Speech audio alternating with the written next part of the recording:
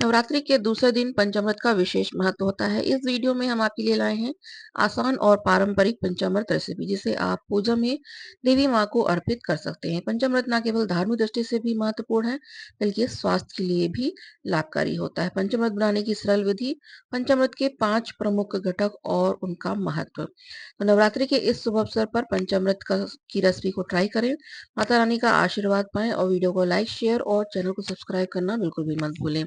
तो इस रेसिपी को स्टार्ट करते हैं। यहाँ पे हमने लिए हैं दूध, दही, चीनी, मेवे और शहद। इन सभी के मिश्रण से पंचामृत को बनाया जाता है। पंचामृत का अर्थ होता है 5 अमृत, यानी 5 पवित्र वस्तुओं से बना यह मिश्रण दूध, दही, घी, चीनी और शहद से मिलकर बनाया जाता है। यह एक पेय पदार्थ होता है जो देवताओं को भोग का भोजन बनता है। प्रसाद के रूप में भी इसका बहुत महत्व होता है।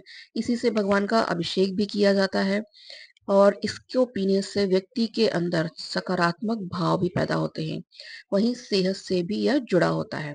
कुछ ग्रंथों में पंचामृत का महत्व यह भी बताया गया है कि श्रद्धा पूर्वक पंचामृत का पीने वाले व्यक्ति के जीवन में सभी प्रकार के सुख और समृद्धि की प्राप्ति भी होती है। भगवान को चढ़ाए हुए पंचामृत को पीने से मनुष्य जन्म और मरण के बंधन से भी मुक्त होता है और मोक्ष को प्राप्त करता है। तो सबसे पहले इसमें मिलने वाले सारे तत्वों के बारे में हम जान लेते हैं।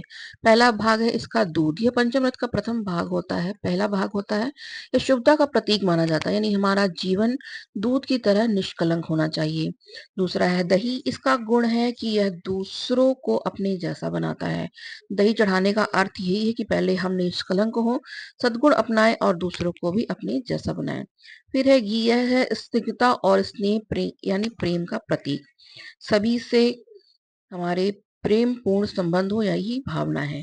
शहद मिलाते हैं। यह शक्ति भी प्रदान करता है। तन और मन शक्तिशाली व्यक्ति की सफलता पा सकता है।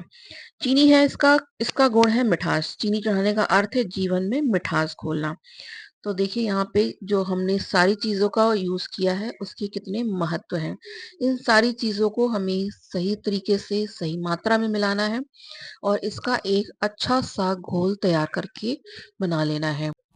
2.5 चम्मच दही में 2 चम्मच शहद, 4 चम्मच चीनी और 1 ग्लास दूध मिला के हमें इसका इस तरह से मिश्रण बना लेना है। बहुत अच्छे से इसे मिला लें। दही अच्छे से फट जानी चाहिए। फिर इसको जब ये सारे मिश्रण अच्छे से मिक्स हो जाए तो इसमें हम मिला देंगे ड्राई फ्रूट्स, मेवे मिला देंगे। मेवे मिला के इसे अच्छे से एक बार फिर से मिक्स कर दें। जब भी भोग लगाएं माता रानी को तो इसमें आप तुलसी का पत्ता रखें और कुछ ऐसे इस तरह से फूलों से इसे सजा दें। माता रानी को बहुत प्रिय है यह भोग, जो माँ के दूसरे रूप माँ ब्रह्मचारिणी को चढ़ाया जाता है। तो लीजिए यहाँ पर ये पंचामृत हमारा बनकर तैयार हो चुका है। माँ को भोग लगाइए, माँ को प्रसन्न करिए, उनका आशीर्वाद लीजिए और इस वीडियो को लाइक, शेयर और चैनल को सब्सक्राइब करना बिल्कुल भी मत भूलिएगा। कुछ बातें जो पंचामृत से जुड़ी हुई हैं उनका आपको विशेष ध्यान रखना है। पंचामृत आप जिस दिन बनाएं उसी दिन खत्म कर दें, अगले दिन के लिए ना रखें। पंचामृत कम मात्रा में ही लेना चाहिए, जैसे प्रसाद के रूप में 1 या 3 चम्मच। पंचामृत हमेशा दाएं हाथ से ग्रहण करें। इस दौरान अपना बायां हाथ नीचे रखें, सटाकर रखें। पंचामृत को ग्रहण करने से पहले उसे सिर से लगाएं, फिर ग्रहण करें। इसके बाद हाथों को सिर पर ना लगाएं।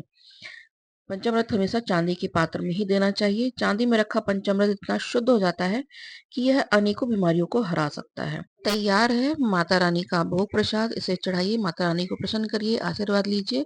मिलते हैं माता रानी के तीसरे रूप के तीसरे भोग के साथ। तब तक के लिए जय माता दी।